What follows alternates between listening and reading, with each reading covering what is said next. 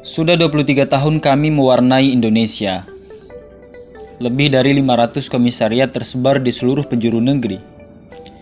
Sebagai bentuk ikhtiar dan sinergisitas terhadap bangsa dan negara dalam mencetak kader-kader terbaik. Berbagai macam treatment, gagasan, dan terobosan pun sudah banyak ditorehkan. Sebagai bentuk kepedulian dan untuk mewujudkan cita-cita besar kami untuk menjayakan Indonesia pada tahun 2045. Banyak gerakan kehilangan momentum untuk memahatkan nama dan perjuangan dalam prasasti sejarah masa lalu. Hal ini dikarenakan kurang kuatnya gerakan bertahan dalam badai dan dinamika permasalahan publik. Sehingga ketika momentum datang, banyak gerakan kehabisan energi dan hilang dari peredaran.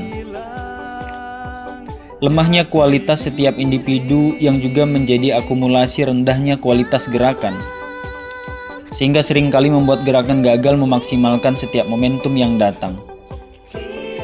Karena hanya terpaku dengan gerakan monoton dan tidak mampu berdiaspora menerima setiap hal baru untuk perubahan. Inilah yang harus perlu diantisipasi oleh kader-kader kami. DNA kami adalah DNA reformasi. Geliat-geliat reformasi tidak bisa kita lupakan. Sebagaimana sikap-sikap heroik pada masa lampau adalah bentuk responsivitas terhadap permasalahan bangsa dan negara. Maka hari ini penetrasi dan treatment-treatment perubahan haruslah selalu terpatri dalam setiap pikiran kader kami sebagai wujud dan respon terhadap permasalahan bangsa. Kesenjangan multisektoral yang terjadi pada tahun 98 menjadi salah satu dorongan kuat kader-kader kami pada masa itu untuk turun dan menyelesaikan permasalahan publik. Tapi satu hal yang perlu diingat, bahwa hari ini pun riak-riak kesenjangan itu masih begitu nyata di depan mata kita. Bagaimana tidak? Kekayaan 4 orang terkaya di Indonesia pada hari ini setara dengan 100 juta penduduk Indonesia. Hal ini tentu sangat miris dan harus menjadi perhatian serius bagi semua elemen bangsa. Critical thinking menjadi salah satu acuan dalam merespon permasalahan publik. Tapi satu hal yang perlu diingat bahwa bangsa lain boleh memberikan kritik terhadap negara kita. Tapi tugas kita bukanlah hanya memberikan kritik, tetapi juga menghadirkan solusi untuk perbaikan-perbaikan. Hari ini Indonesia sedang memasuki era baru. Era di mana nilai-nilai penghormatan bukanlah lagi diberikan kepada mereka yang mempunyai kesejahteraan finansial semata, melainkan diberikan kepada mereka yang mempunyai ide, gagasan, serta kepedulian yang tinggi terhadap sesama. Masa pandemi juga yang sudah berjalan 1 tahun melanda Indonesia haruslah menjadi perenungan dan mempererat rasa kepedulian, bukan justru semakin memperburuk keadaan dengan memperuncing sikap-sikap individualisme karena berkurangnya intensitas pertemuan. Yang terpenting hari ini bahwa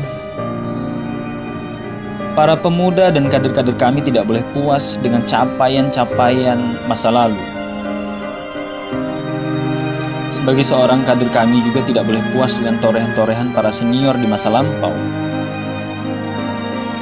Tapi kader-kader pada hari ini haruslah mampu menciptakan treatment-treatment dan terobosan baru sebagai bentuk responsif terhadap perubahan zaman yang begitu cepat, sehingga bisa menyongsong dan mewujudkan cita-cita besar kami untuk menjayakan Indonesia pada tahun 2045.